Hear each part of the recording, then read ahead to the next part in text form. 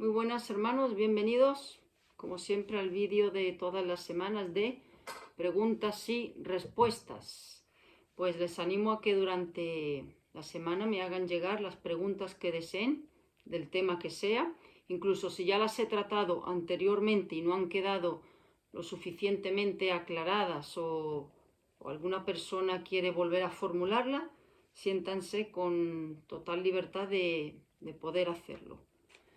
Gustosamente lo haré sin ningún problema. ¿Ok? Pues nada, empezamos con la primera, que dice así. Dice esta persona.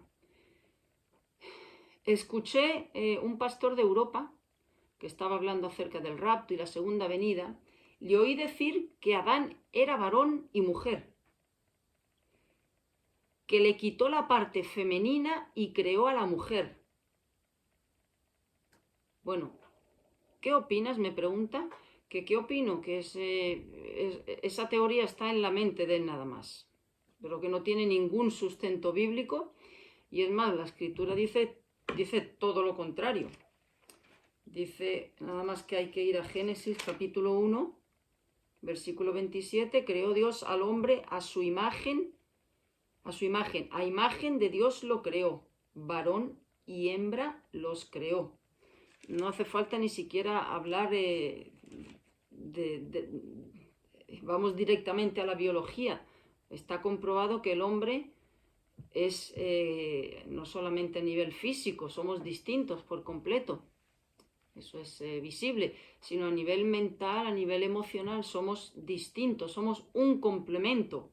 No sé de dónde ha sacado esta deducción este pastor, no sé si es refiriéndose a que Dios formó a Eva de una cosa, de la costilla que le sacó a Adán, de ahí formó a la mujer.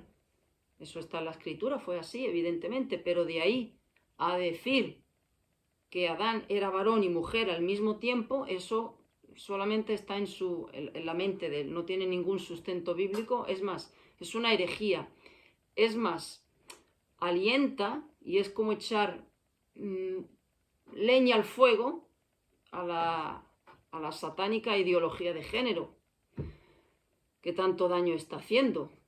El hombre es hombre y la mujer es mujer. Punto. Punto. Los dos tienen el mismo valor ante los ojos de Dios, exactamente igual, pero son distintos. Adán no tiene una parte femenina, ni Eva tiene una parte masculina. No. El hombre es hombre, la mujer es mujer. Ayuda idónea. Este argumento está nada más que en la cabeza de este pastor, pero no tiene ningún sustento bíblico y es más, es una herejía decir eso. Otra pregunta. Dice esta persona, acerca del arrebatamiento, escuché a un judío mesiánico decir que hay dos tipos de rapto. En el primero, Dios se llevará a unos cuantos para juzgarlos, porque en realidad son malvados. Para este escenario se basa, y me da un montón de versículos que los he leído, y no tienen nada que ver con esto. Dice, y en el segundo rapto se llevará a su iglesia completa para reunirlos con Cristo en los cielos, y da a entender que será en la nueva Jerusalén que bajará a la tierra. ¿Qué opinión te merece esta teoría? Pues no tiene tampoco ningún sustento bíblico. Únicamente hay un solo arrebatamiento de la iglesia, uno solo, no hay más, no hay más. El Señor no viene por grupos. A ver, los que además dice, se lleva unos cuantos para juzgarlos, porque en realidad son malvados. Es que no tiene ningún argumento, ningún sustento bíblico. Solamente hay un único rapto, no hay más. El Señor viene, saca a la iglesia de la tierra, y ahí vienen las discrepancias sobre cuándo es ese momento, pero no es este el tema. No sabemos si es, como viene dicho varias veces, al principio de la gran tribulación, a la mitad o al final. Eso es indiferente. Lo importante es que el Señor rapta a su iglesia, el arrebatamiento. Pero hay un solo arrebatamiento. El Señor no se va llevando a creyentes por grupos. Además, dice, se lleva a unos cuantos porque en realidad son malvados. O sea, es que no tiene ningún sentido. Ningún sentido. Yo he leído todos estos textos y no tiene nada que ver. Únicamente hay un solo arrebatamiento. Dice Primera de Tesalonicenses, además, lo dice detallado cómo va a ser eso. Primera de Tesalonicenses, capítulo 4, a partir del versículo 16, dice, porque el Señor mismo, con voz de mando, con voz de arcángel y con trompeta de Dios, descenderá del cielo, y los muertos en Cristo resucitarán primero. Los que fallecieron son los primeros que sus cuerpos resucitan. Luego nosotros, los que estemos vivos en la tierra, seremos arrebatados juntamente con ellos en las nubes para recibir al Señor en el aire, y así estaremos siempre con el Señor. Siempre.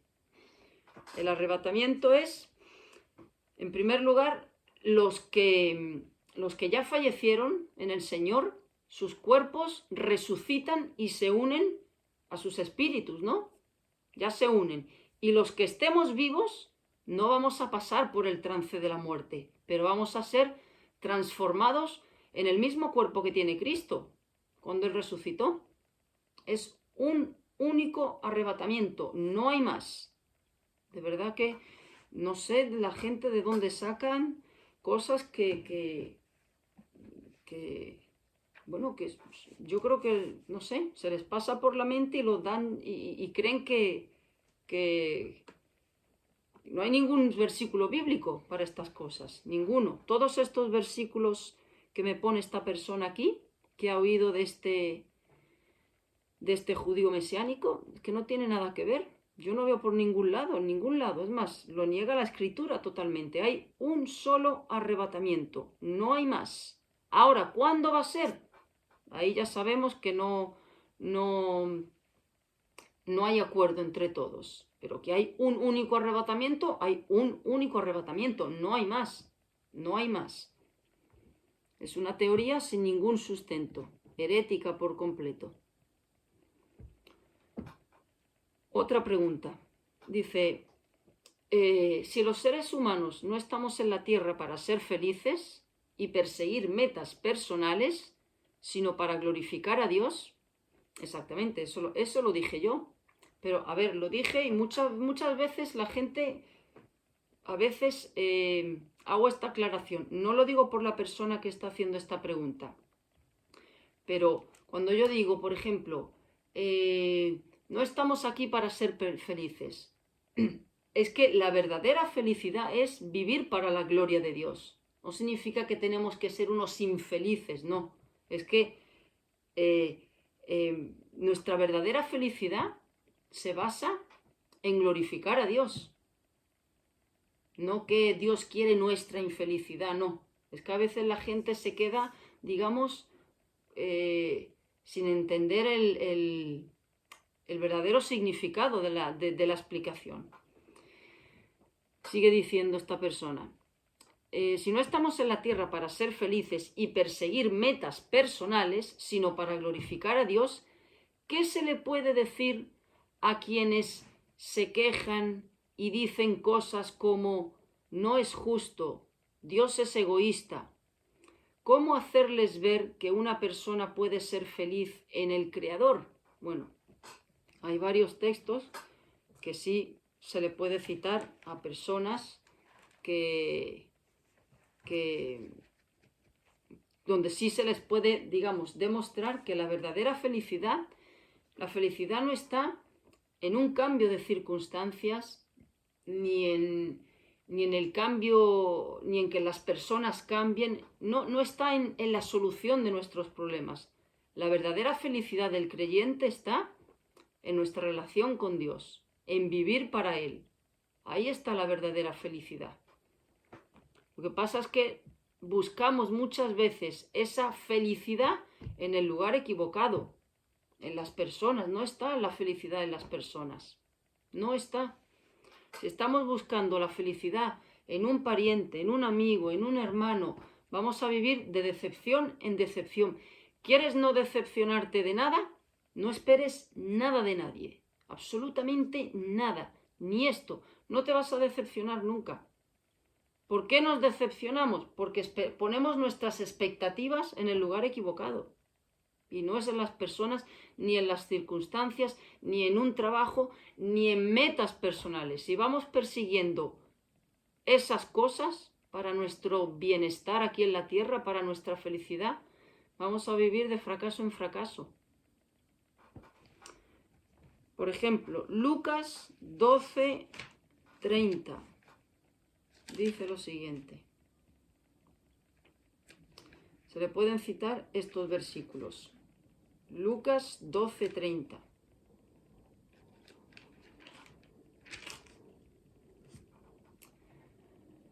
Dice el Señor, porque hablando del afán y la ansiedad, dice, porque todas estas cosas buscan las gentes del mundo, el mundano, el inconverso, el que no tiene a Dios en su vida, va buscando cómo ser feliz, cómo llenar su alma con cosas materiales, sean cosas materiales o sean personas. Todas estas cosas buscan las gentes del mundo, pero vuestro Padre sabe que tenéis necesidad de estas cosas, mas buscad primero el reino de Dios, y todas estas cosas os serán añadidas. Busca primero tu comunión con Dios, tu relación con Dios, y todo lo demás te va a venir por añadidura, en la medida que Dios quiera, cuando Dios quiera, y si Dios quiere darte esas cosas, Él te dará lo mejor.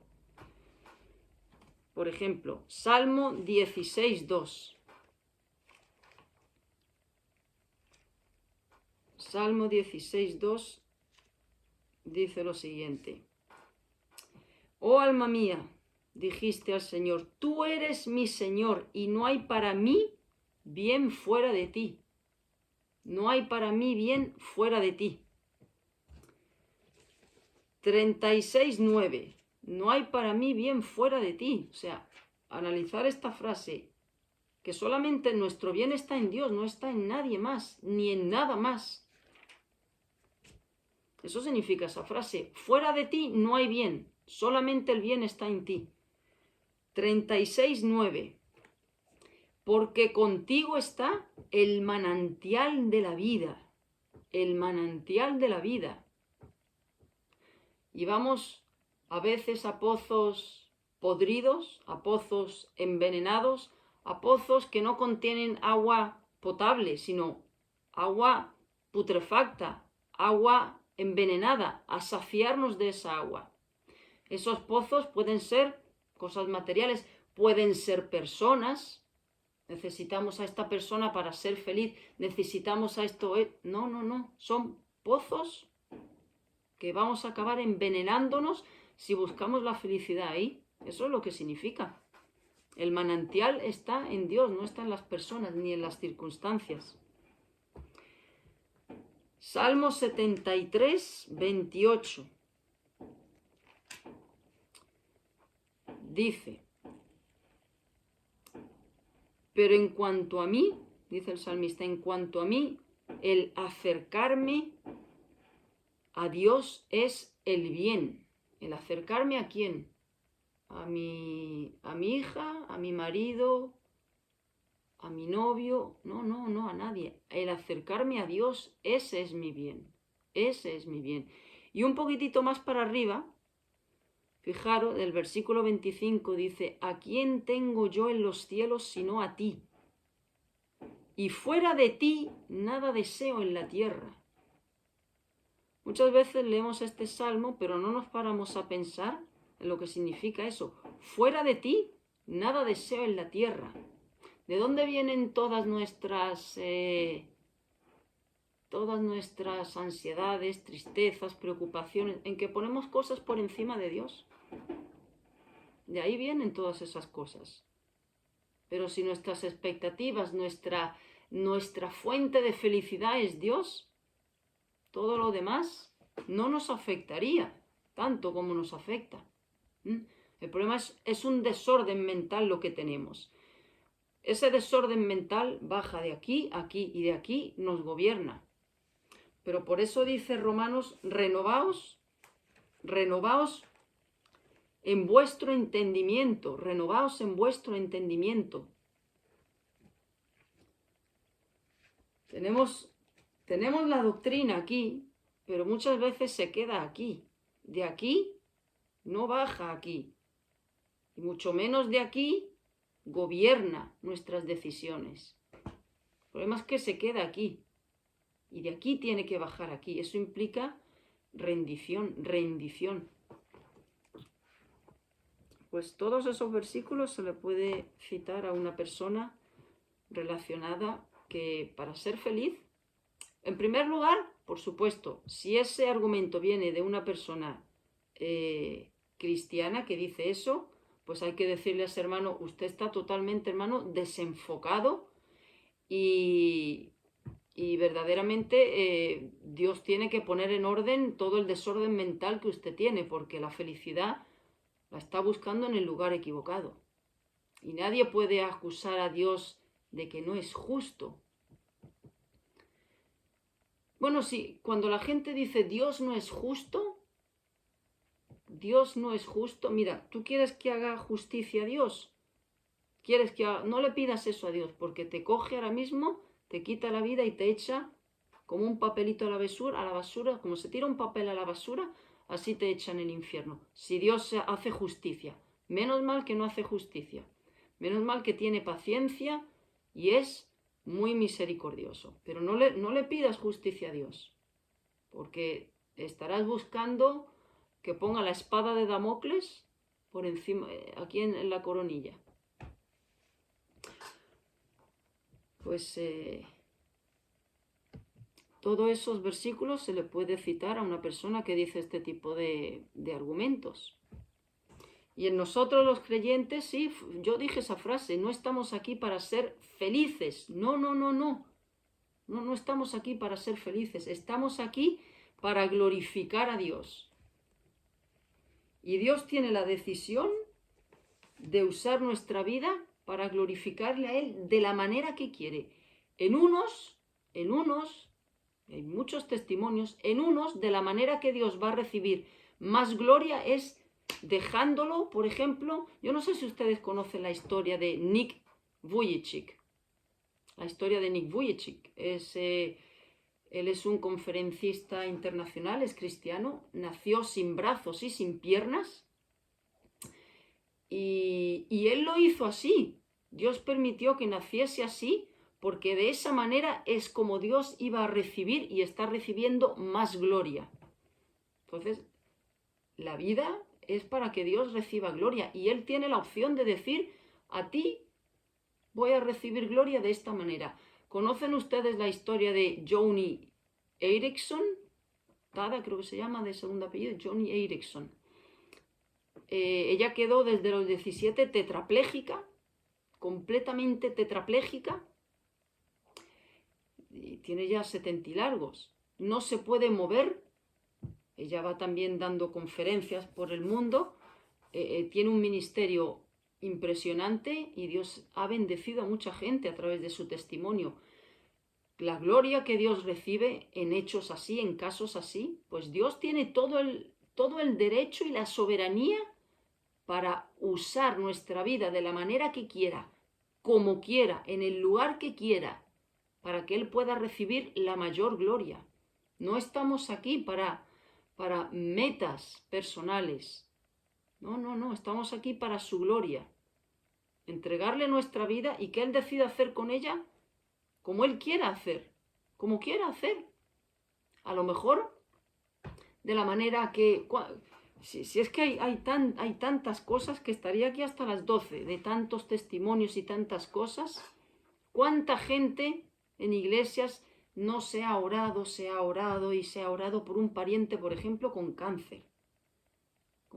Y acaba muriendo. ¿Por qué? porque Dios va a recibir más gloria llevándose a ese familiar que sanándolo. Va a recibir más gloria llevándoselo que sanándolo. Es que nuestra perspectiva no es la de Dios. Y nuestras vidas están a disposición de Él para que Él, como creador y como soberano, pues decida utilizarla. Tenemos recientemente, hace 3 meses, el caso de Charlie Kirk. Óyeme, pero podía haber seguido 40 años más en ese ministerio que tanto bien estaba haciendo. Cuánto estaba divulgando la palabra de Dios. Pues mira, pues Dios se lo llevó. ¿Qué nos pone eso de manifiesto? Que Dios no necesita a nadie, absolutamente a nadie, a nadie. Y Él hace todas las cosas en función, Él mueve piezas del ajedrez en función de cómo Él pueda ser mayormente glorificado. Entonces, no estamos aquí para nuestra felicidad temporal, finita y equivocada y volcada en lugares equivocados. Metas egoístas siempre, porque si no fuésemos egoístas, le diríamos a Dios de manera sincera, sin hipocresía, haz conmigo lo que quieras. Pero seamos honestos. ¿No os ha pasado que cuando le habéis dicho, sí Señor, haz conmigo lo que quieras, detrás de ese deseo hay ay, pero no hagas esto, pero no procedas así? Un cierto temor a que Dios diga, te tomo la palabra, voy a hacer lo que quiera. ¿Le hemos dicho eso verdaderamente, honestamente y sinceramente? Ese es un buen autoanálisis. ¿Han sido sinceras esas palabras que sacamos en oración, en la soledad de nuestro cuarto? No nos oye nadie, pero Él nos está oyendo. Es sincero, por eso siempre antes de orar, ayúdame, Señor, a no autoengañarme. Y se lo puedes decir, mira, quiero esto, pero en el fondo siento este miedo. Quítame este miedo para que mi petición pueda ser sincera. Quiero esto, pero reconozco, Señor, que hay un cierto miedo a esto. Quita este miedo porque este miedo no viene de ti. No viene de ti. Pues son cosas que se le puede preguntar al Señor. Dios nos llama a un autoexamen, autoanálisis interno, a ser cardiólogos espirituales, por así decirlo, ¿no?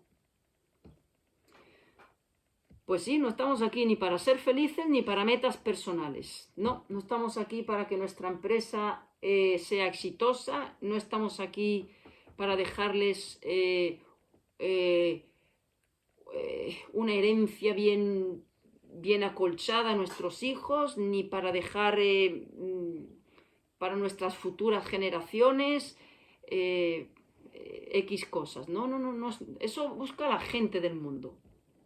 Eso lo busca el que no conoce a Dios, que se cree que va a estar aquí toda la eternidad. Y que no tiene nada más que lo que tiene aquí. Pero no podemos hacer un nido, invertir nuestra vida en hacer un nido que ese árbol va a ser talado y se va a caer. Y se va a caer el nido y hasta los pollos caen en el nido. No invertamos nuestras energías, nuestra meta, nuestro interés, nuestras prioridades no pueden estar en las cosas de esta tierra. No pueden estar. Están para los de aquí, los que tienen su porción en esta vida. Pero no para nosotros. ¿O es que no queremos irnos de aquí? Hay cristianos que no se quieren ir de aquí, que están muy cómodos en la vida. Por eso son muy buenas las aflicciones, los problemas, son muy buenos, porque despegan nuestro corazón de esta tierra, lo despegan. Por eso Dios es tan bueno y Él manda problemas, Él manda aflicciones, Él manda amarguras en la vida, porque sabe que nuestro corazón, si Él no manda esas cosas, hacen como un pulpo y se pegan a las cosas de esta tierra y le dicen, no, no me lleves que estoy muy a gustito aquí en esta tierra. Dios es muy sabio. Dios es tan sabio, tan sabio. Bueno, me he extendido un poquito más en esta, pero creo que era bueno hacerlo. Otra pregunta, muy práctica esta, muy práctica. Dice, he escuchado consejos que dicen, citando la Biblia, que si una persona me ofende, hay que perdonarla. Correcto, nada más, aquí está, Colosenses,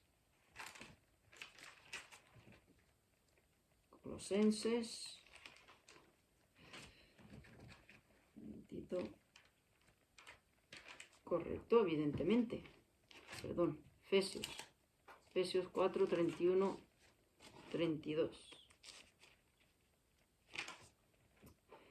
Antes, sed benignos unos con otros, misericordiosos, perdonándoos unos a otros, como Dios también os perdonó a vosotros en Cristo Jesús. ¿Correcto?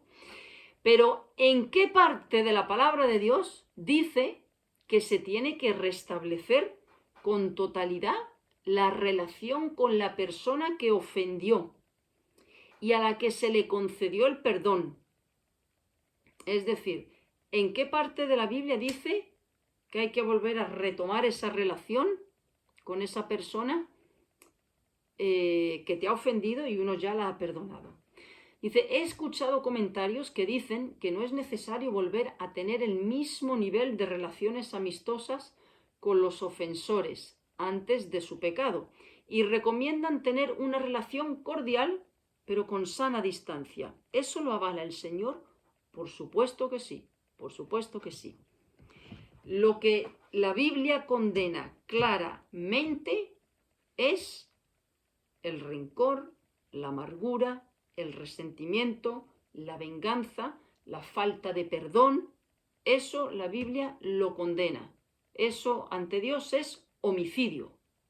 ¿Sí? Homicidio. El que guarda hostilidad en el corazón, rabia, rencor, ira hacia cualquier persona, falta de perdón, es un homicida. Así de claro, lo dice Dios. Ahora, siempre hay que conceder el perdón. Siempre, siempre.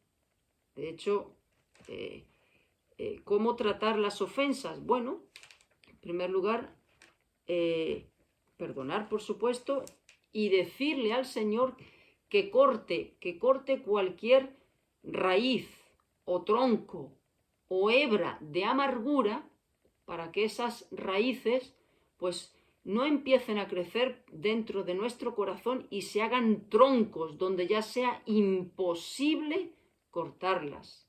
Y la amargura trae destrucción y aniquilación a la vida de un creyente. Trae absoluta destrucción. Ahora bien, siempre hay que conceder el perdón a la otra persona y orar por esa persona, orar por esa persona. Pero ¿significa que el perdón haya que restablecer la relación si es una relación que no te aporta nada espiritualmente? No. De hecho, Dios dice, por ejemplo, que hay que alejarse de personas que no nos edifican espiritualmente o que son dañinas para nuestra alma. Por ejemplo, Romanos capítulo 12, versículo 17, dice, no paguéis a nadie mal por mal, procurad lo bueno delante de todos los hombres. El 18, si es posible, en cuanto dependa de nosotros, estad en paz con todos los hombres. Siempre debemos de procurar, en lo que esté de nuestra parte, buscar la reconciliación con la otra parte. Siempre. Eso tiene que partir del creyente, siempre. El buscar la reconciliación. Ahora bien, reconciliación significa reanudar la relación a como era antes. No, Evidentemente no. Pero cuando hay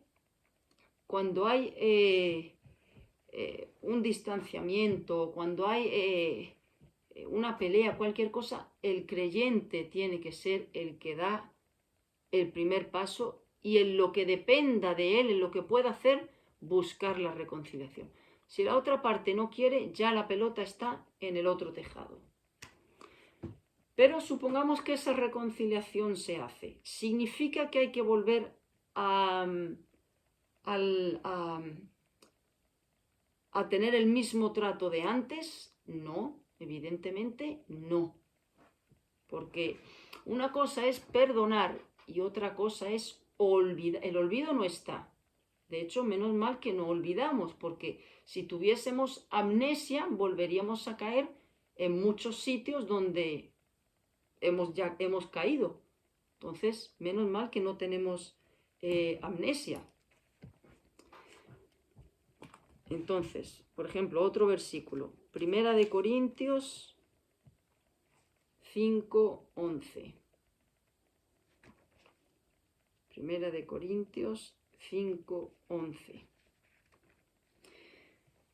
Dice, más bien os escribí, esto Pablo, que no os juntéis, dice Pablo, no os juntéis con ninguno que llamándose hermano fuere fornicario o avaro o idólatra o maldiciente o borracho o ladrón, con tal ni aun comáis. O sea, no te juntes con alguien que es dañino para tu alma, que no te aporta, que no te edifica espiritualmente y que puede ser piedra de tropiezo en tu vida con el Señor.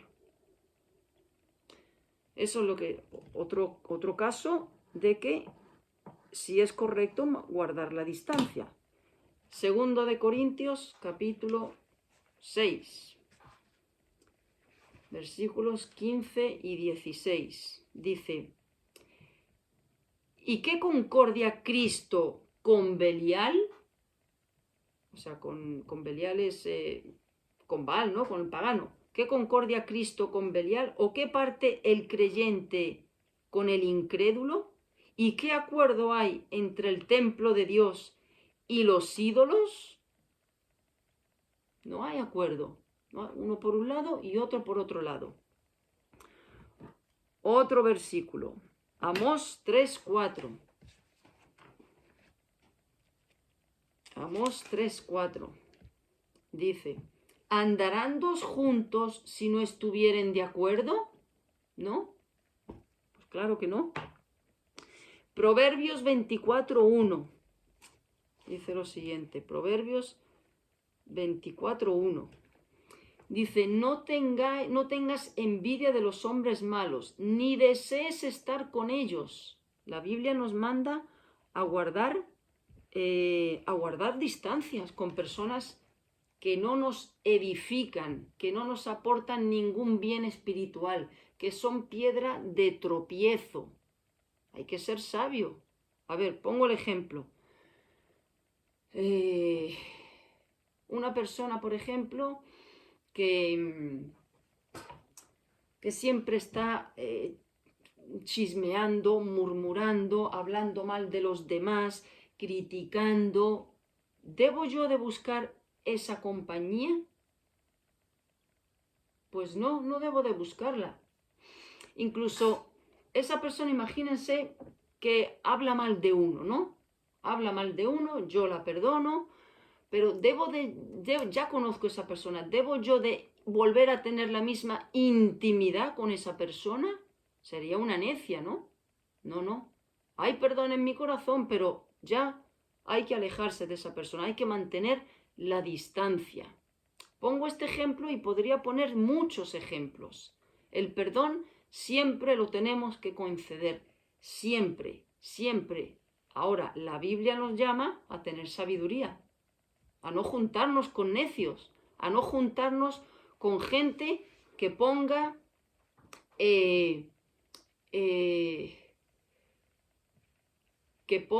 digamos, que sea piedra de tropiezo en nuestra vida espiritual, con gente que nos arrastre a hacer cosas que a Dios no le agradan. ay, como lo perdoné ya, vuelvo a lo de antes. No, no, eso es una locura, eso es una necedad, una insensatez. La Biblia nos llama también a saber escoger. El que anda con necios, necio será. El que se junta con iracundos, se volverá un iracundo. Entonces, hay que mantener distancias, por supuesto. Por supuesto. Primera de Timoteo 6, del 3 al 5. Primera de Timoteo 6, del 3 al 5. Dice,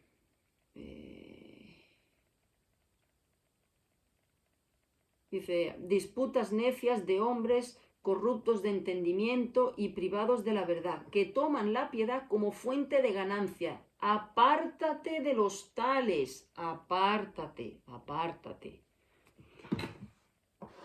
El perdón siempre tiene que estar en nuestro corazón. Ahora bien, tenemos que tener sabiduría para saber si la Biblia nos llama a ser sabios, no tontos. La Biblia nos llama a ser prudentes, no insensatos. Y el perdón no significa ser un insensato, no. El perdón lo concedo, pero ya no puede ser la misma relación. ¿Por qué? Porque veo que no me edifica, porque veo que no es bueno, porque veo que me hace que mi relación con Dios no camine como debe de ser. Entonces hay que mantener la distancia con ciertas personas. Eso es bíblico. Ser cristiano no significa ser tonto. Ser cristiano no significa, perdonar no significa ser un insensato. No. Hay que ser astuto y hay que ser prudente. Y hay que alejarse de muchas personas, sí. Ahora bien, mucha gente se agarra a este argumento, porque diciendo, ¿ves? No, es que hay que mantener la distancia. La Biblia dice, pero en el fondo lo que subyace es un pecado de rencor, de amargura y de no querer perdonar. Por eso marcan la distancia, porque no quieren saber de esa persona. Eso sí es pecado. Eso sí es pecado. Eso sí es pecado.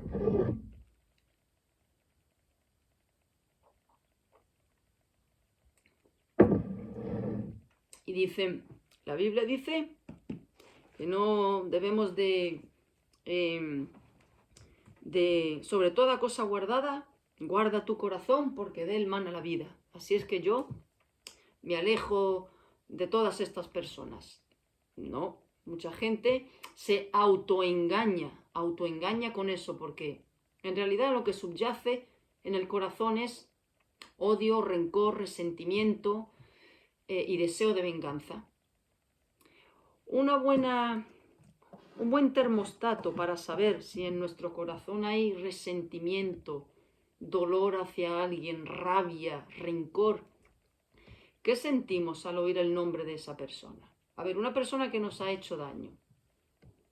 Cada uno sabe su situación y sus cosas. Es evidente que cuando se oye el nombre de esa persona y cuando se oye el nombre de otra persona con la que a lo mejor no has tenido nada y te llevas súper bien, el corazón no reacciona igual. En el corazón surgen sentimientos distintos cuando se oye el nombre de esta persona que cuando se oye el nombre de la otra persona. El corazón siente de manera distinta. Entonces, eso es un buen termostato. Si cuando se oye el nombre de esa persona lo que le viene al corazón es rabia, dolor, frustración, volver a recordar lo que me hizo, lo que pasó, ahí hay un problema de falta de perdón, que se camufla diciendo hay que apartarse, hay que romper, esto no es bueno para mi alma. No, en el fondo lo que estás es poniendo una alfombra a tu pecado de falta de perdón.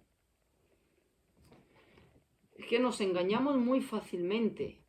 Nuestro corazón es una máquina lo dice Jeremías 17:9, perverso y engañoso. Engañoso es no que engaña al otro, no, porque mi corazón no lo tiene el otro, lo tengo yo. Me engaña a mí. Yo dejo que me engañe. Y maldad se deja ser autoengañada. Perverso y engañoso es el corazón. Entonces, claro que avala el Señor, por supuesto, no volver a tener la misma relación con ciertas personas si esa relación pues no es edificante para nuestra vida espiritual. Hay hermanos no inconversos, hermanos a los que hay que mantenerle así ya la distancia. ¿Por qué? Porque no nos edifican, aquí lo he leído, que llamándose hermano, tal, apártate. Siempre tenemos que buscar gente, la gente que esté más cerca del Señor, no el que mejor nos caiga, no el que sea más afín a nuestro carácter, sino siempre uno que esté más cerca del Señor. Busca siempre gente mejor que tú siempre. No peor para uno ver que, mira, no estoy tan mal, yo soy mejor cristiano. No. Busca gente siempre, busquemos gente que esté muy por encima en el sentido espiritual que nosotros. Entonces, claro que es bíblico alejarse de ciertas relaciones que no nos edifican para nada espiritualmente. La Biblia le llama eso prudencia y sabiduría. Prudencia y sabiduría, pero no te engañes, hermano, no nos engañemos, no nos engañemos en emplear argumentos bíblicos a veces para esconder en realidad pecados, justificar nuestros pecados, porque a veces hasta usamos versículos para justificar nuestros pecados. Somos maquiavélicos, porque utilizamos la Biblia para justificar nuestros pecados. Usamos hasta versículos bíblicos para esconder nuestros pecados. Otra pregunta. Dice, si Dios expulsó a Lucifer tras rebelarse contra él, ¿por qué le permitió regresar al cielo para acusar a Job y ganarse la imagen de acusador de nuestros hermanos? Bueno, esto es relacionado con lo de Job.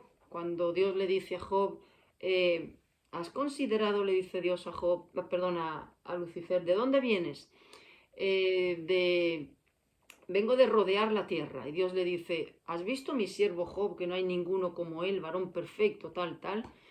Y ahí se entabla ese diálogo entre Dios y Lucifer, donde Dios le da permiso a Lucifer para que lo toque, pero que no toque su vida. ¿Que por qué permitió eso? ¿Que por qué lo permitió? Bueno, a ver, la Biblia no lo dice, pero el libro de Job, ¿qué finalidad tiene? ¿Ver las desgracias de Job? No, el protagonista del libro de Job no son las desgracias de Job, es la soberanía de Dios. Pues yo lo considero así. ¿Que por qué lo permitió? Bueno, pues porque Dios quiso dejar plasmado en este libro, que es Job, que Él es soberano. Por eso permitió eso. Es que no hay otro argumento. Dios quiso dejar en su palabra la historia de este hombre, y el protagonista no era Job, ni eran las desgracias que le sucedió. Dios quiso dejar aquí plasmado que nada sucede sin su permiso, que aún Lucifer tiene que comparecer delante de él si quiere hacer algo. Dios le tiene que dar permiso. Dios le tiene una soga así a Lucifer y no puede hacer nada sin el permiso de él.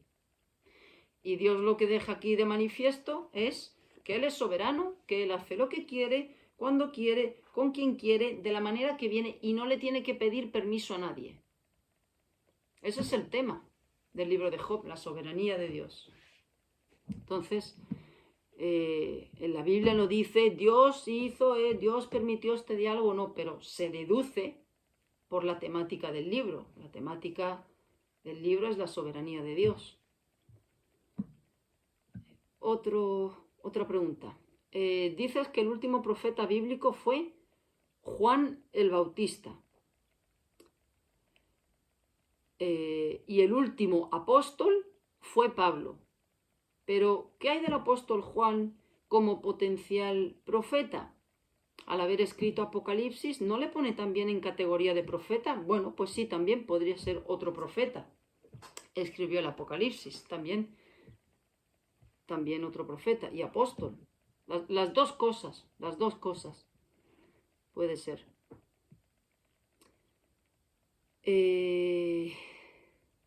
Ahora dice, ¿qué interpretación le das al pasaje de Génesis capítulo 28, del versículo 10 al 22, sobre el sueño de Jacob, donde ve la escalera que sube al cielo?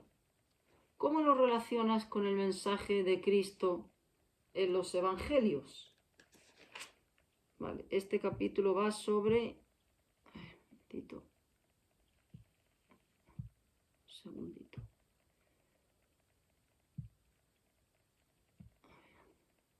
Se me ha ido un momentito. Vale. Ok. Bueno, a ver, en esta porción Dios le recuerda a Jacob las promesas que él le dio a Abraham, a Isaac, acerca de la tierra que les iba a dar y cómo en Abraham y en su descendencia serían benditas todas las familias de la tierra. Fue un encuentro que Jacob tuvo con Dios, donde Dios le ratificó esas promesas que las iba a cumplir, al margen de todos los errores que Jacob pudo tener y demás, pero fue también donde Jacob se compromete pues a servir a Dios. También esa escalera, ¿qué es lo que puede representar? Bueno, fue una comunicación directamente entre el cielo y la tierra, que esa escalera puede representar perfectamente a Jesucristo. Yo soy el camino, la verdad y la vida. Nadie va a Dios si no es a través de Él. Se puede perfectamente encajar con el Evangelio en ese sentido. La comunicación que tenemos con Dios es gracias a ese camino que abrió Jesús. Pero en esta porción fue ese encuentro donde Dios le ratifica pues todas esas promesas que hizo de la tierra prometida, de bendecir su descendencia, de bendecirlo, y Jacob tiene ese encuentro personal con Dios. Esa escalera, veía ángeles que subían y bajaban, mensajeros, ¿no? Pero esa escalera, que cómo se ve en el Nuevo Testamento, bueno, esa escalera ya es Cristo, ese camino ya es Cristo. Esa es, digamos, el encaje que se le puede dar con el Nuevo Testamento. Otra pregunta dice, ¿qué opinión tienes de los libros que no fueron agregados en la Biblia, como el libro de Enoc o los evangelios de Tomás y de los esenios? ¿Es justo no considerarlos dentro del canon bíblico, o a algunos sí se les debió incluir? A ver, bueno, el Evangelio de Tomás no es ningún libro bíblico. Es un texto apócrifo gnóstico que contiene dichos de Jesús, pero que contradice enseñanzas centrales de la Biblia en realidad. No fue aceptado por la Iglesia primitiva y promueve la salvación a través del conocimiento secreto, no a través de la fe en Jesús. No tienen autoridad divina, evidentemente, no tienen ninguna autoridad divina. Y el libro de los esenios tampoco es son textos espirituales. El libro de los Esenios son textos espirituales que describen las enseñanzas de una secta judía que era del año 2 antes de Cristo, donde tenían enseñanzas sobre curación, naturaleza, cosas místicas.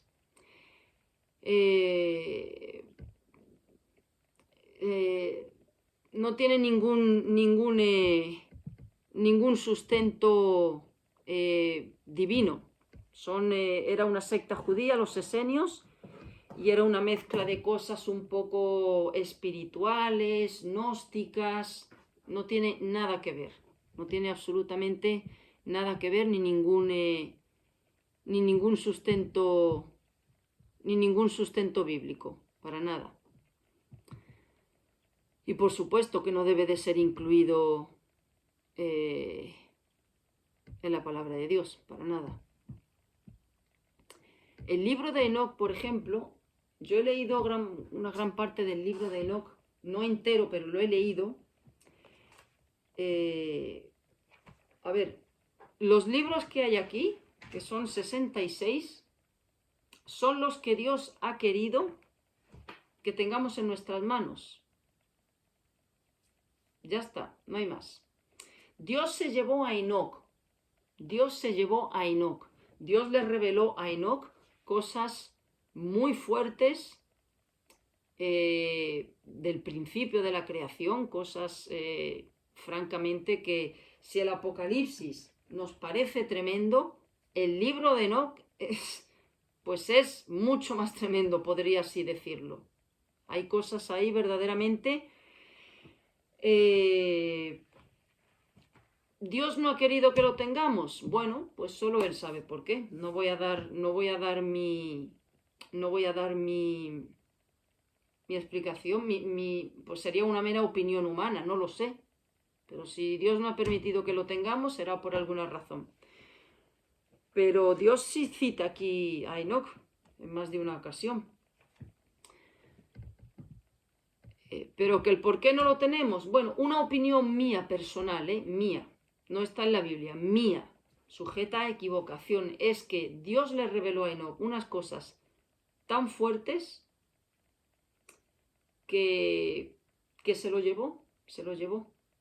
Eso quedó, él escribió esas cosas, pero tuvo que llevárselo. Una opinión mía, me puedo equivocar. Para mí que Dios se llevó a Enoc por las cosas tan profundas que le mostró y le hizo saber.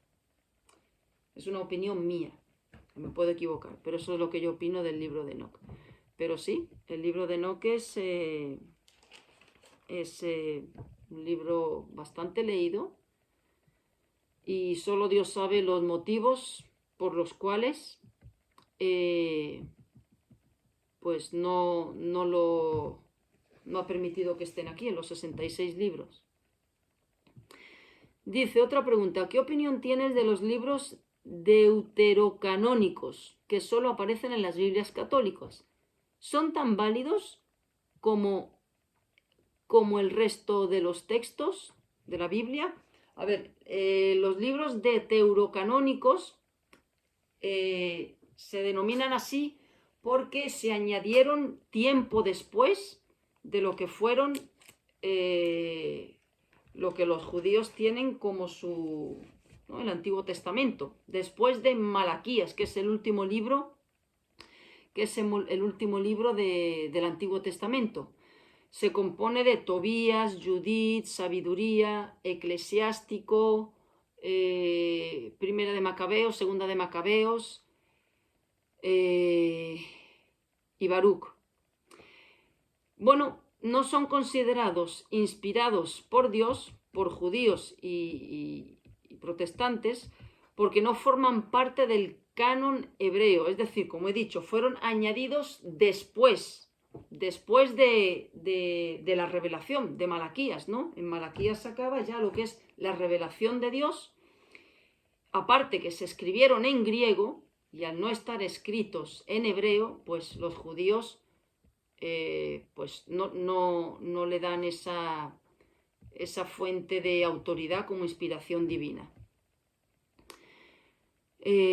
Además, también algunos contienen enseñanzas o inconsistencias históricas que contradicen las escrituras en varias partes.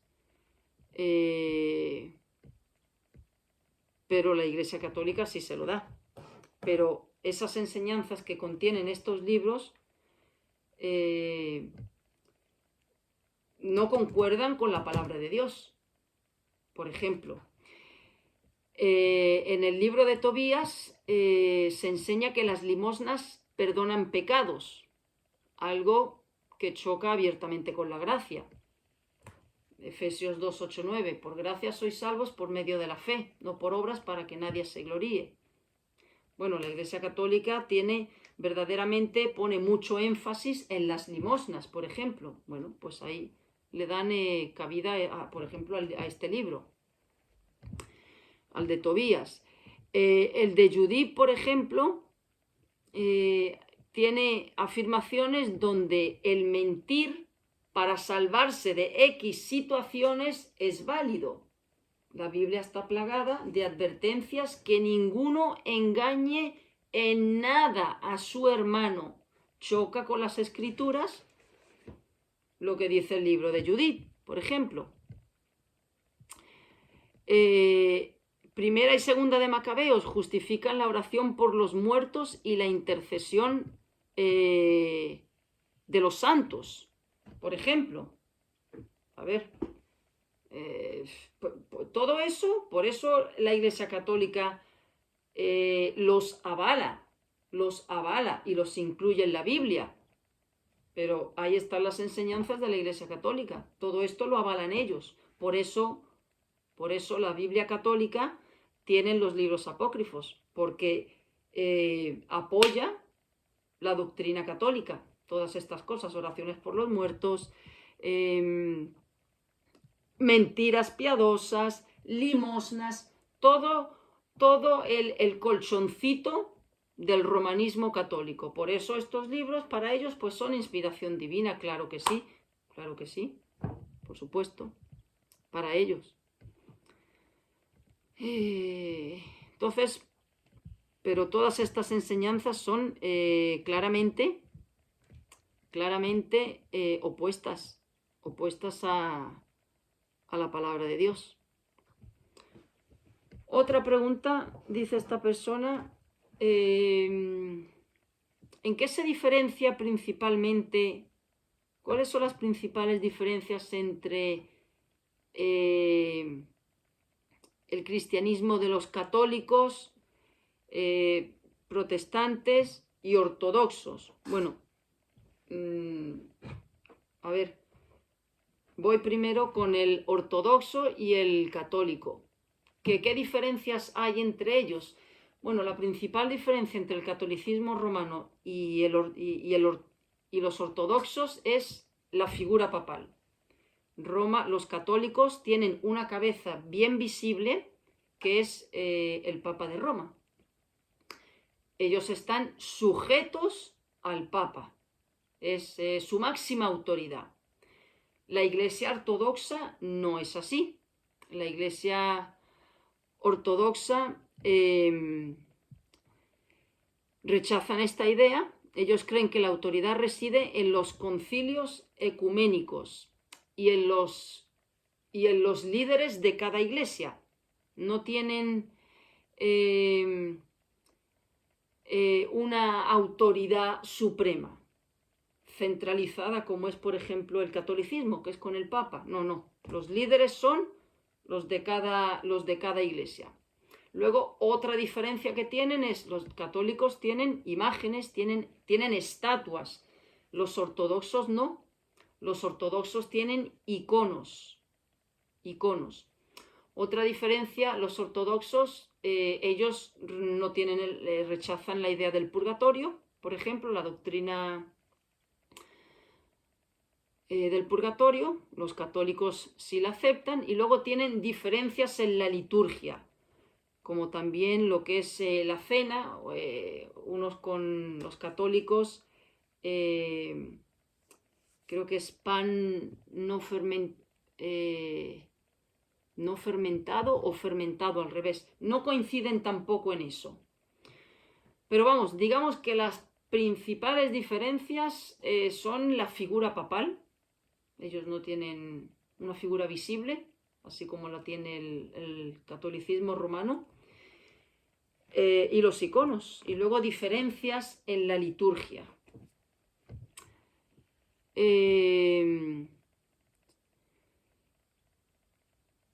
A ver, por ejemplo, los protestantes. Bueno, los protestantes... ¿De dónde viene la palabra protestante? La palabra protestante viene de protesta. ¿Por qué se acuñó esta palabra? Viene de la protesta que surgió con Martín Lutero, ¿no? Protestó contra los abusos de Roma. Y de ahí viene protestante. Pero, ¿qué diferencia hay de... No lo voy a llamar protestante. ¿Qué diferencia hay del... el verdadero cristianismo con el catolicismo romano y los ortodoxos? Bueno, la salvación del verdadero cristianismo, no voy a decir de las escrituras. Lo que dice la palabra de Dios es que la salvación es única y exclusivamente por medio de la fe en Jesucristo. No es por buenas obras. Eso es la gracia. La gracia es lo que salva al pecador gratuitamente. No hay necesidad de buenas acciones como sustenta el catolicismo, de limosnas, de liturgias, de sacramentos. Todo eso ataca frontalmente la doctrina de la gracia. Esa es la gran diferencia. Jesucristo es el único mediador. No hay más mediadores entre el pecador y Dios. No hay purgatorio. No hay intercesión de santos. En fin, podría incluso meter ya otras denominaciones que se denominan cristianas, pero que no lo son, como testigos de Jehová, como mormones, como adventistas, donde meten obras, anulan la divinidad de Cristo, meten a muertos, o sea, una cantidad de cosas heréticas que no están en la palabra de Dios. Concretamente, esta persona me ha preguntado por estas tres, que es el cristianismo católico, el protestantismo y el ortodoxo. Bueno, pues si puedo decir resumirlo es la doctrina de la gracia. Al cielo, fijaros que hay tantas religiones en el mundo muy distintas. Esta persona me ha mencionado el catolicismo y el ortodoxo y protestantismo, ¿no? Hay tantísimas religiones en el mundo. Lo miré en internet y más o menos unas 4.200 así, muy distintas. Ustedes se van a la India y se van a volver locos de la cantidad de paganismo que hay ahí. Sintoísmo, animismo, budismo, mormonismo, muchas. Pero todas tienen un punto en común. ¿Por qué? Porque el autor de ellas es Satanás. Me ha preguntado por estas... Voy a quitarlo de protestantismo, catolicismo y ortodoxo, pero voy a meter todas las que faltan. Muy distintas en sus liturgias, en sus creencias, en sus métodos, muy distintas. Pero todas tienen el mismo punto en común. Porque el autor es el mismo. Solo que él ha creado denominaciones. Pero el autor es el mismo, que es Lucifer. Y todas coinciden en que el ser humano va a ser recompensado en base a esfuerzo humano, en base a cumplimientos religiosos. Porque el ser humano es religioso. Dios creó al ser humano con un espíritu de adorar, de adorar lo que sea. Ustedes se van a Tanzania, a una tribu donde no hay agua potable, que viven con los monos allí y van a adorar un arbusto seco. El ser humano tiene esa inclinación a lo espiritual, porque somos distintos a los animales, tenemos un espíritu, pero en toda creencia siempre coinciden todas las religiones que el ser humano va a ser recompensado en base a lo que haga en esta vida, a cómo se conduzca, a cuánto bien haga, a cuánto cumpla, a cuántos rituales sea fiel. Todas coinciden en lo mismo, todas. El judaísmo, por ejemplo, se basa en eso. El islam, todas, está metido ahí el esfuerzo humano. ¿Cuál es el cristianismo? El cristianismo rompe con todo eso. El cristianismo es lo que Dios hizo por el hombre. Las religiones, lo que el hombre quiere hacer por Dios. Ahí está. Solamente hay dos religiones en el mundo, no hay más, la verdadera y la falsa. La verdadera, lo que Dios ya ha hecho por el hombre. Ya está. Lo que ha hecho por el hombre. Gratis. Recompensa gratis. ¿Cuál es la falsa? Lo que el hombre quiere hacer para ganarse el favor de Dios. Todo, ya está, es que no hay más. Pero Satanás es tan astuto que ha creado tantas para volver al ser humano tarumba, con ritos, con tradiciones, con liturgias, con cumplimientos, con esto, con lo otro. Él sabe entretener muy bien. Por eso han salido tantas religiones, pero solamente hay una, la verdadera y la falsa. La verdadera es lo que Dios ya hizo por el ser humano. Y Dios regala el perdón gratis. El ser humano no tiene que hacer absolutamente nada, de nada. No puede hacer nada. Ya lo ha hecho todo Dios. Dios no acepta nada del ser humano. Nada. El ser humano lo que tiene es que pedir perdón, arrepentirse y confiar en lo que él ya ha hecho. Ya está. Pero el ser humano es que si intenta llevarle algo a Dios, ya Dios le cierra la puerta del perdón. Nadie puede llevarle nada a Dios, nada. Pues eso es, no hay más. Me ha citado dos, pero es que ahí meto todas. No hace falta ni investigar en una, ni en otra, ni en esta, ni en la otra. Usted está haciendo algo para ganarse a Dios, está en el lugar equivocado. Usted quiere llegar al cielo por medio de esto, está en el lugar equivocado.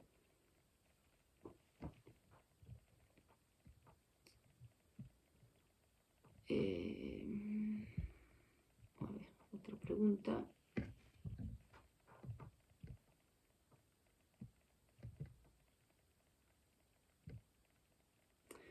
Dice, otra pregunta.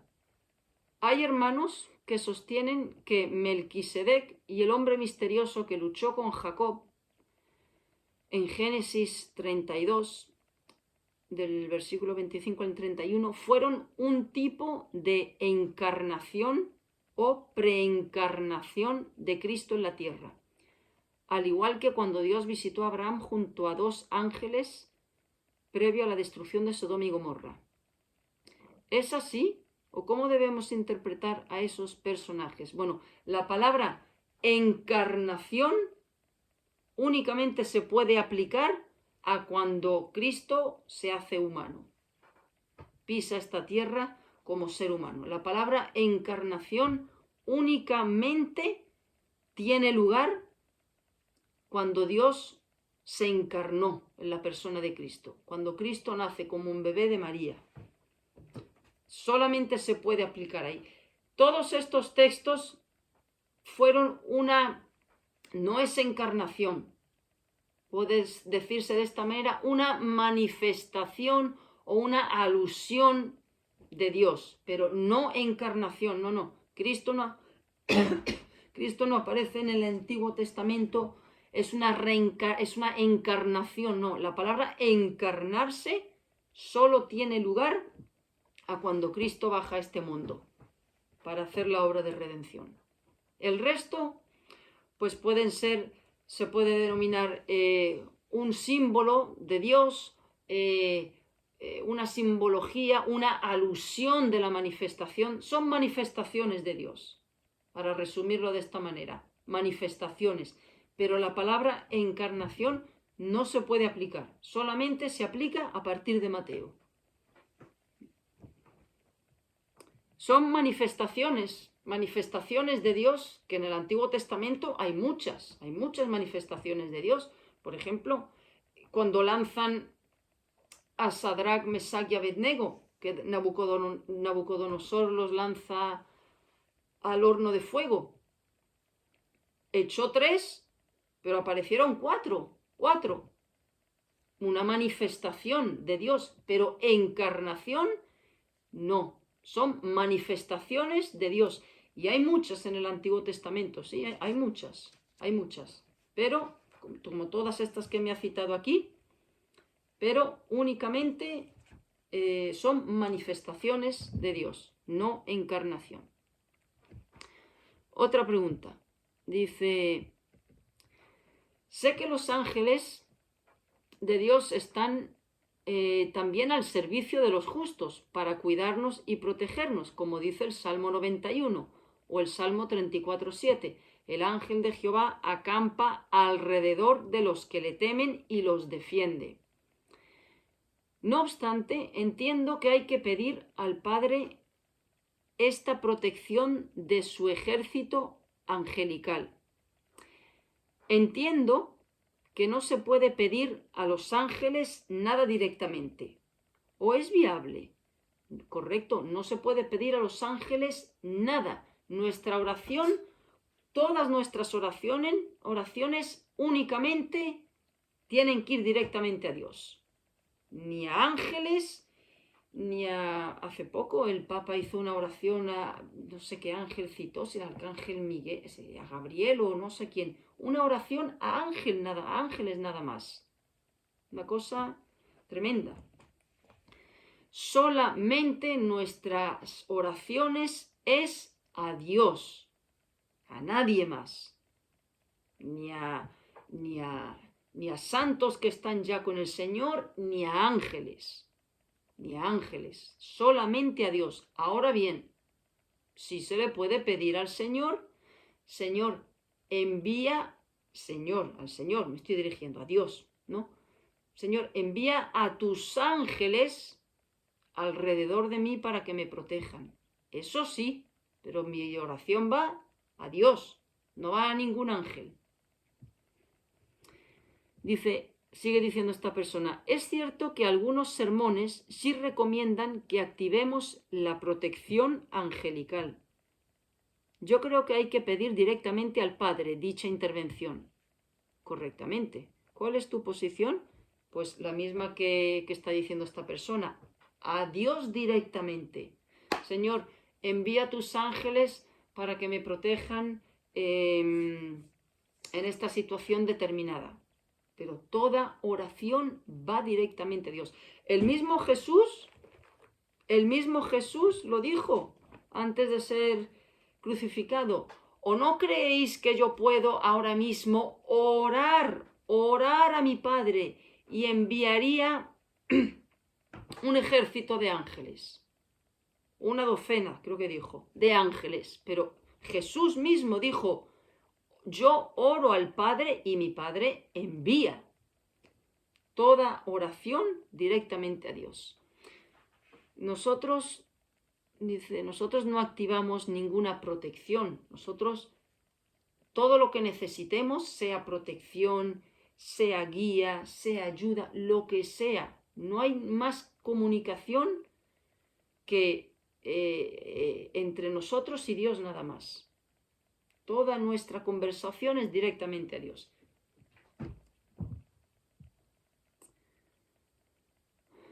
Otra pregunta. Dice, esta pregunta es sobre las lenguas. Sé que es un tema controvertido y que también crea mucha división, efectivamente, sobre todo en el ámbito pentecostal. Dice, De hecho, hay pastores a los que admiro que a lo largo de los años han cambiado su posición al respecto, como el pastor Alducin, Armando Alducin. En la Biblia se dice que no sabemos orar como debiéramos, pero el Espíritu mismo intercede por nosotros con gemidos indecibles. Romanos 8:26, viene ahí. Por este motivo, para un número relevante de pastores, cuando se ora en lenguas con sonidos no distinguibles en principio, es que se está orando en el Espíritu. ¿Es eso así? Sé que Pablo dejó claro que solo se podían utilizar si alguien las interpretaba. Sigue diciendo. Pero por otra parte, según se desprende de un versículo que te cito ahora, podemos comprender que no son idiomas como tal, que hay personas que pueden entenderlos, sino que son inteligibles. Por ejemplo, 1 Corintios 14:2, porque el que habla en lenguas no habla a los hombres, sino a Dios, pues nadie le entiende, aunque por el Espíritu habla misterios. Aquí se dice que nadie le entiende, por lo que podríamos concluir que no son idiomas de los que se hablan en la tierra. A ver, el tema de las lenguas. El tema de las lenguas, Hechos, ¿cuándo empezaron lo de las lenguas? En Pentecostés, ¿no? Estaban todos en el 120, en el aposento alto, y en ese momento, en lenguas de fuego, se les repartió a las personas que estaban en el aposento alto y empezaron a hablar en lenguas que ellos no habían aprendido, no conocían, pero eran lenguas que existían, eran idiomas que se entendían. De hecho, se citan los idiomas. Medos, persas, creo que cretenses, dice así.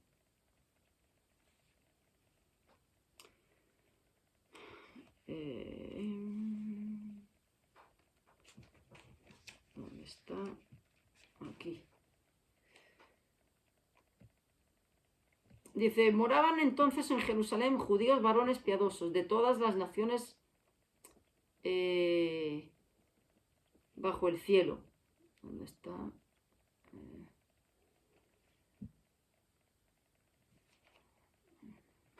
Es que cita concretamente los idiomas que eran. Dice, ¿cómo pues les oímos a estos hablar cada uno en nuestra lengua, en la que hemos nacido? Partos, medos, elamitas, y los que habitamos en Mesopotamia, en Judea, en Capadocia, en el Ponto y en Asia, en Frigia y Panfilia, en Egipto y en las regiones de África más allá de Cirene, y romanos aquí residentes, tanto judíos como prosélitos, creyentes y árabes. Les oímos hablar en nuestras lenguas las maravillas de Dios. Eran idiomas que existían, eran idiomas que se entendían, porque todas estas personas estaban maravilladas de que, oye, si no han aprendido, están hablando. ¿Por qué Dios permitió esto de las lenguas? Bueno, pues para que el Evangelio se expandiese por otros lugares, para que saliese de Jerusalén. Lo mismo que, ¿por qué permitió Dios el apedreamiento de Esteban? Porque estaban ahí todos juntitos en Jerusalén sin querer moverse, y a raíz de esa persecución que empezó con Esteban, ¡pum!, se desperdigaron, cada uno por un lado. Pues lo de las lenguas fue lo mismo. Dios lo permitió pues para que el Evangelio corriese por otros lugares. Por eso Dios derramó. Fue una manifestación del poder del Espíritu Santo en ese momento. Pero eso fue en ese momento en concreto.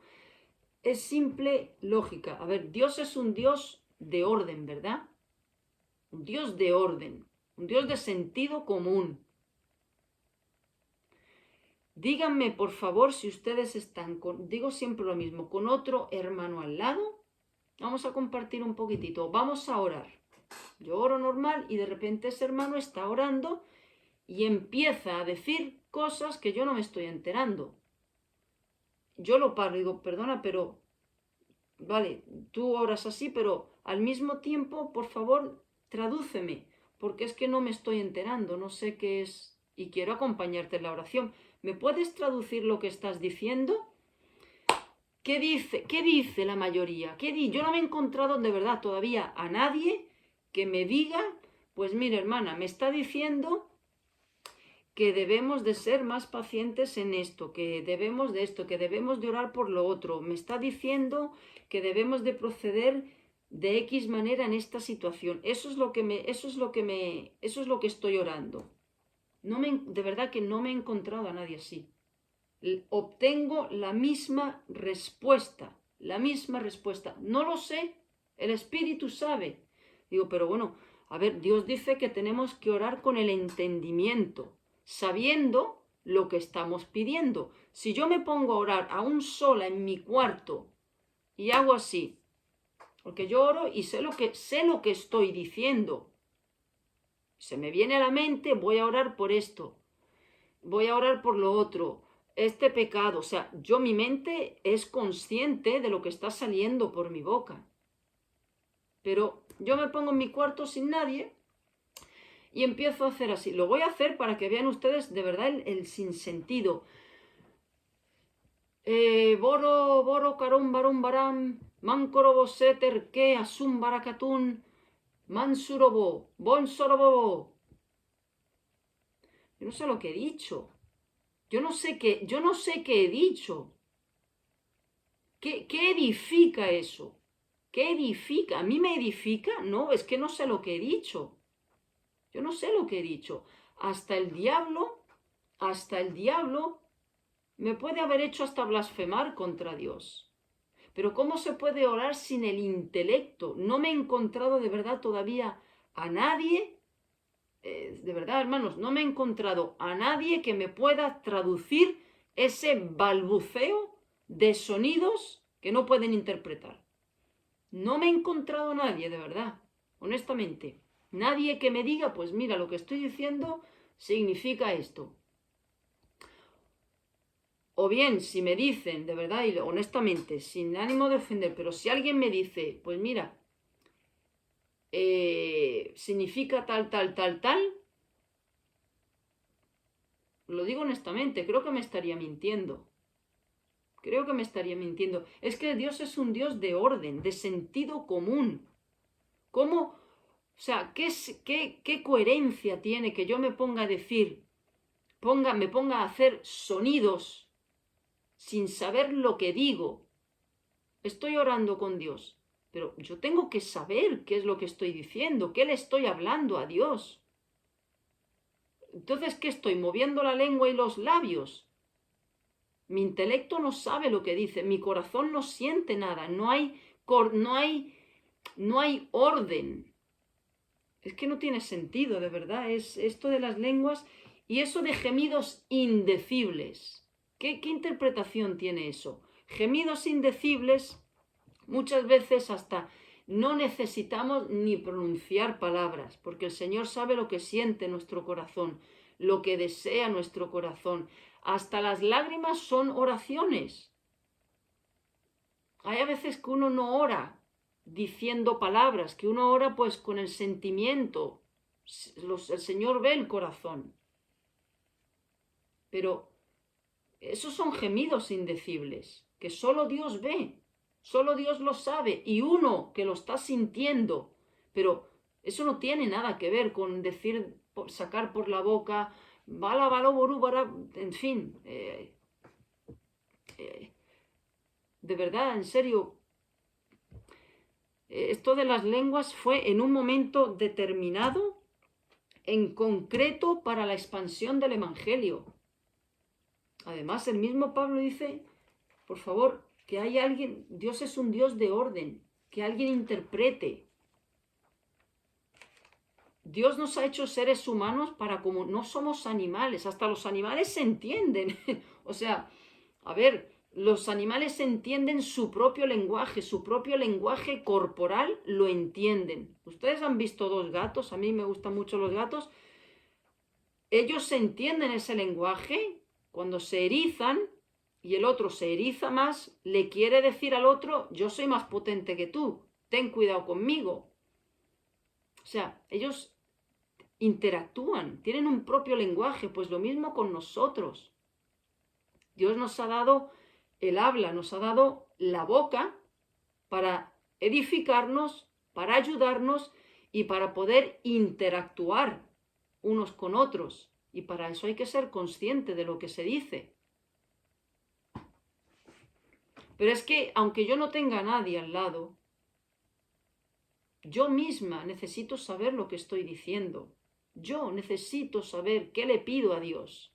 Aún en mi cuarto encerrada, necesito saber qué estoy sacando por mi boca.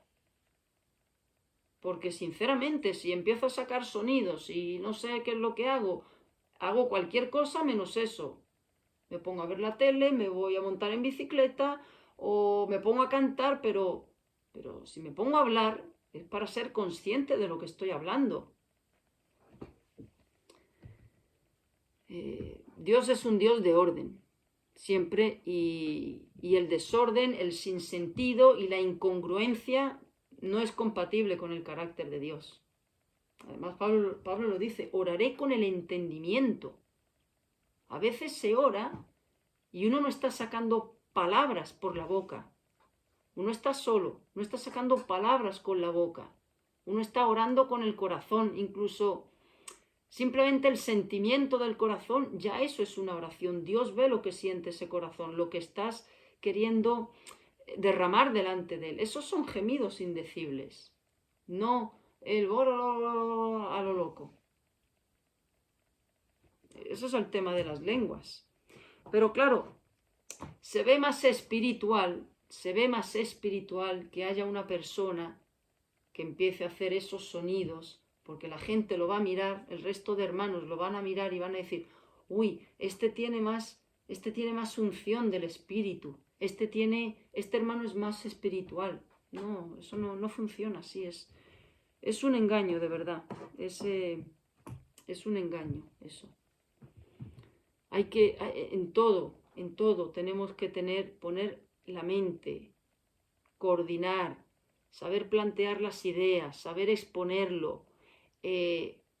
Todo, hasta la oración lleva un orden. Hasta el Padre Nuestro lleva un orden. Todo tiene un orden. Todo tiene un orden. Y sobre todo sentido. Sobre todo sentido.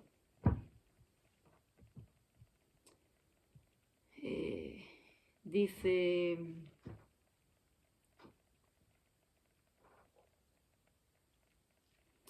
una persona, yo antes ponía arbolito de Navidad y toda la parafernalia, y gracias a Dios me redargulló de pecado a través de mi madre y largué todo. Lo dejamos inutilizable. También has dicho que las imágenes de santos tienen demonios detrás. Estoy de acuerdo. Correcto, estoy de acuerdo en todo. Qué bueno, hermana o hermano, que lanzaste a la basura, pues todas esas cosas. Lo dije creo que la semana pasada. El arbolito de Navidad y toda la parafernalia navideña. ¿Dónde de Génesis a Apocalipsis? ¿Dónde está aquí? ¿Dónde está aquí todas esas cosas? En ningún lugar. En ningún lugar. En la tradición. Están en la tradición. Están en lo que toca todos los años. Pero vuelvo a lo de antes. La Navidad, ¿qué es la Navidad?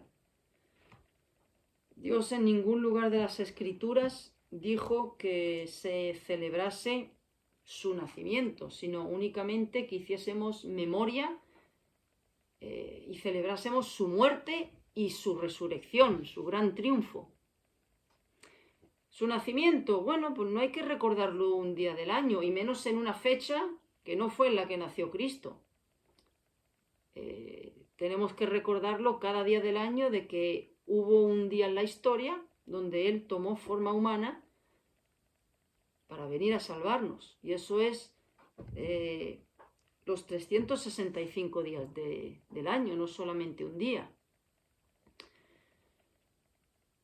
¿Qué se quiso hacer? Bueno, pues había una festividad pagana que era la Saturnalia, la celebración del Sol Invictus, cuando se deja de perseguir a los cristianos y más adelante se oficializa el cristianismo como religión oficial. ¿Qué dijo el Imperio Romano? Bueno, no podemos quitarle al pueblo esta Saturnalia de diciembre, que se compone de intercambio de regalos, de comilonas, de bebederas, de arbolitos, de todas estas cosas, de todos estos adornos. No podemos. ¿Qué hacemos? Vamos a cristianizarla. Vamos a santificar una fiesta pagana al 100%. Eso es la Navidad. Se ha cristianizado una fiesta pagana, 100% pagana. Ahora, que sí, desde luego, yo opino de que hay que aprovechar cualquier cosa que haga el mundo para poder utilizarlo para evangelizar. La gente que celebra, ¿qué celebraba ayer la gente? 24. Pues, supuestamente, todo el mundo sabe que se celebra el nacimiento, como dicen, del niño Dios, de Jesucristo, ¿no? Aunque lo hagan como lo hagan, pero saben que ese día, o sea, Navidad significa eso, ¿no? Aunque luego no tenga nada que ver lo que hacen, pero bueno, aprovecharlo para hablar del motivo por el cual se encarnó. Viene fantástico la Navidad por eso, Viene fantástico para eso. Para aprovechar y decirle al inconverso, ¿usted la celebra? Dígame, ¿para qué vino Jesucristo? Aunque no nació en esta fecha, pero ¿por qué motivo se hizo hombre un día en la historia? ¿Por qué motivo? O sea que hay que aprovechar esas fechas. Como se aprovecha Halloween, por ejemplo. Se puede aprovechar perfectamente. No para, y lastimosamente, como hacen muchas iglesias, hablamos de la Navidad, pero también hay un montón de cosas que hacen las iglesias que para que vamos a, digamos, a santificar un poco esta fiesta ocultista y se le permite a los niños disfrazarse no de cosas diabólicas, cuando no hay que celebrar absolutamente nada, pero alguien dijo que el problema no es que la iglesia se ha ido al mundo, el problema es que el mundo se ha metido en las iglesias. Ese es el problema. Bueno, y hay iglesias donde en Halloween se celebra Halloween, los niños salen a repartir caramelos, se disfrazan. Terrible. Pero todas estas festividades que hace el mundo, carnaval también se puede utilizar, por supuesto, carnaval para, en fin, todas estas fiestas, lo que hay que hacer no es participar de ellas, sino exponer el pecado, exponer el error, utilizarlas para evangelizar, pero no participar de ellas, ni santificarlas, ni cristianizarlas para que no me tachen de ser tan fanática, tan radical, tan extremista, tan santurrona. No, tanto no. Voy a ser un poquitito más light, un poquitito más tibia, que me pueda camuflar un poquitito, para no desentonar tanto. Bueno, ¿qué dice Dios de los tibios? Que Él los vomita. O eres frío, prefiere que seas frío o que seas caliente, pero no tibio. Entonces, todas estas fiestas, aprovechen la Navidad, hermanos, aprovechen la Navidad. Mire, una buena respuesta, por ejemplo, ¡Feliz Navidad! Bueno, yo no te deseo feliz Navidad, yo te deseo que el espíritu de aquel que vino a esta tierra para salvar a pecadores algún día llene tu corazón. Quedas muy bien, quedas mejor que diciendo feliz Navidad. O sea, se pueden aprovechar muchas cosas. Se pueden aprovechar. Te felicito porque hoy es tu santo. Mira, creo que te has equivocado de persona. Te agradezco tu buena intención, pero esa palabra únicamente le corresponde a un solo ser que es Dios. Así es que, lo siento, no me la puedes aplicar. Felicítame por mi cumpleaños. Se pueden utilizar tantas cosas, de verdad. La cuestión es estar así, con las orejas, ¿cómo se dice? En guardia, ¿no? Estar bien despiertos. También has dicho que las imágenes de santos tienen demonios detrás. Claro que sí, detrás de cada imagen hay un demonio. Detrás de cada ídolo hay un demonio. Hermano, coge cualquier cosita, abre armarios, abre cajones, coge un martillo bien duro, que esté el tornillo bien encajado y rómpelo. Si es de madera, se va a hacer añicos. Si es de bronce, si es de metal, vete al mar, vete al río y tíralo. Por la alcantarilla, tira todo. ¿Tienes libros de horóscopo? Rómpelos, préndeles fuego. Tira todo ese tipo de cosas.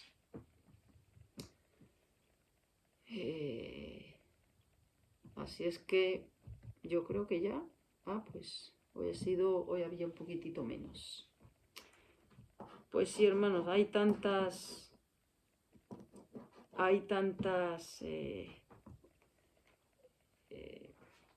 cosas que Satanás ha ido engañando a la iglesia poquito a poco, metiendo cosas del mundo, hasta que prácticamente, bueno, eso está predicho en primera o segunda de Timoteo, que una de las grandes señales de la segunda venida de Cristo sería la apostasía. La apostasía. Y la apostasía no se refiere de iglesias católicos, ni de musulmanes, ni de... No. Apostasía es de aquellos que profesan la salvación por gracia. Dentro de los que profesan la salvación por gracia hay muchas cabras en iglesias, muchas. Por eso... Ahora, ¿es eso un argumento para decir no voy a la iglesia, no puedo ir a ninguna iglesia? En absoluto, para nada. Dios quiere que nos congreguemos, Él lo dijo, no dejéis de congregaros como algunos tienen por costumbre, pero escoger pues la iglesia que sea más sana doctrinalmente, que se acerque más a las escrituras, que sea más fiel.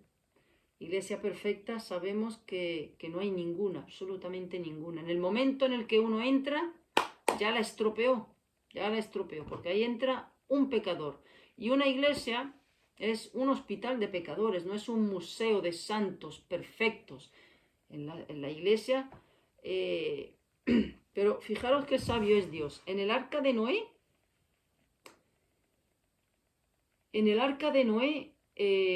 habían animales de todo tipo, ¿verdad? Y había un peste terrible. Pero ahí estaban todos. Ahí fueron salvos todos esos animales. Una iglesia que hay pecadores de todo tipo. Gente de diferente extracto social, con diferentes traumas, de diferentes, cada uno de su padre y de su madre, con historias a las espaldas terribles. O sea, todo eso, Dios es tan maravilloso que de todo ese gremio Él hace un solo pueblo. Todos tenemos lo mismo, que es la sangre de Cristo. Y eso es lo que nos une. Si no tuviésemos la sangre de Cristo, que eso es lo que nos une, eso sería un destrozo. Un destrozo. No nos podríamos ni mirar unos a otros. Pero ¿qué es lo que nos une? La obra de Cristo, la sangre de Cristo. Él ha hecho un solo pueblo, de gente muy variopinta y muy diferente. Entonces, Dios Dios quiere que que no dejemos de congregarnos y que estemos en comunión. Teniendo comunión con hermanos es como se fomenta la paciencia, el perdón, la compasión, la autonegación, el no ser egoísta, y eso no se hace aislado, eso no se hace en un sofá viendo YouTube. No, no. Cuando tú tienes que tratar con otra persona, pues se pone en práctica Gálatas 5:22. Los frutos del Espíritu, amor, gozo, paz, paciencia, benignidad, bondad, fe, mansedumbre, templanza, todo eso, si yo no tengo a nadie al lado, no practico nada de eso. No se ejercitan esos músculos, no se ejercitan. Se ejercitan teniendo un ser humano al lado, ¿no?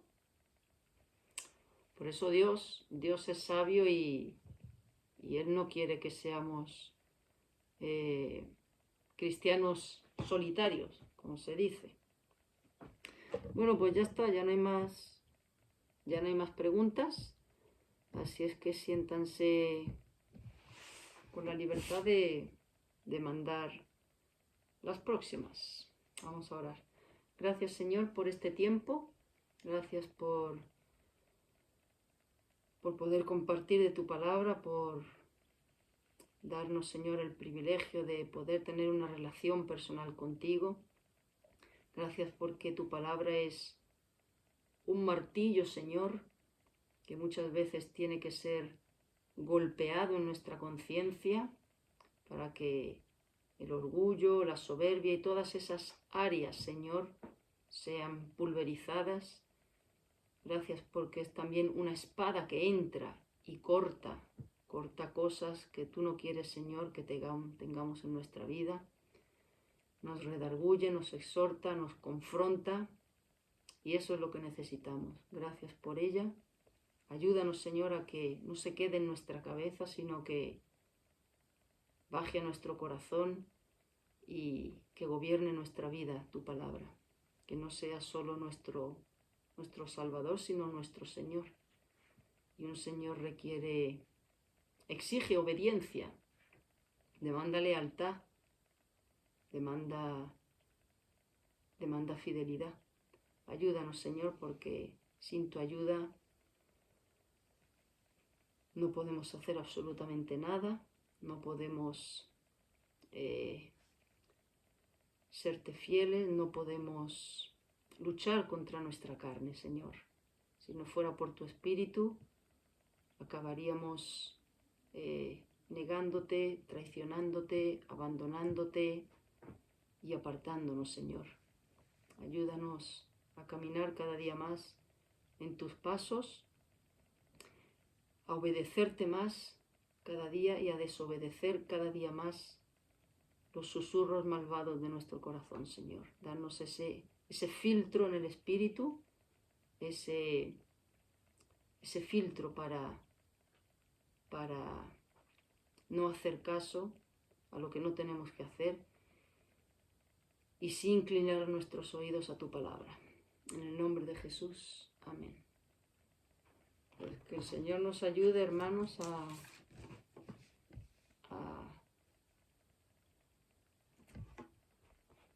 serles obedientes a Él, a agradarle a Él y a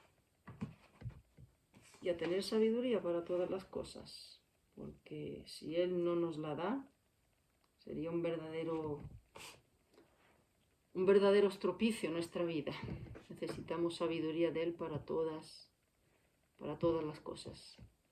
Pues nada, hasta la próxima y ya me van enviando las preguntas, ¿ok? Hasta luego.